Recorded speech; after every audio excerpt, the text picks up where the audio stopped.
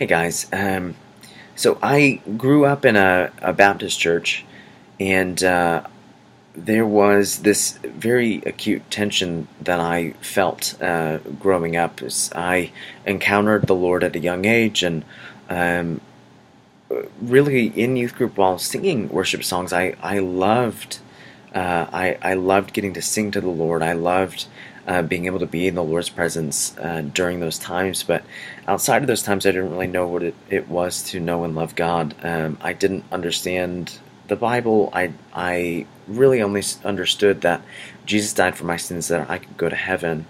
And while that was good and beautiful, that really didn't stir my heart to love God outside of church or just kind of in daily life. What does that look like? And so, fast forward to high school, my senior year in high school, someone sat down with me and taught me how to read scripture, just like basic Bible study skills. We went through the pastoral epistles first and just picked up on what is it to understand a sentence, what is it to understand how that fits into the paragraph and how that fits into the the letter uh, that we have in front of us. So um, and then we actually moved on to Romans after that, and I just remember for the first time reading Romans and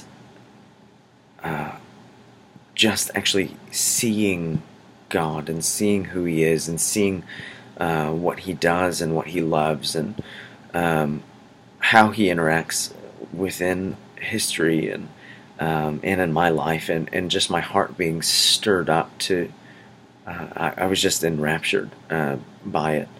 And yeah, and so I went to college the next year, and that really became my passion, is just be able to teach scripture in a way that people see God, know God, and are able to interact with God, and their hearts are just stirred up to love Him. And so I guess that from then on, really, and even more so as time went on, became how or what I saw as my vocation.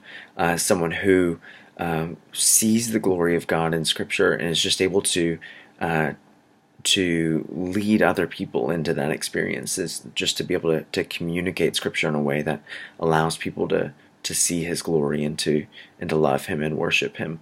And so that is really even how I just see conversations with people.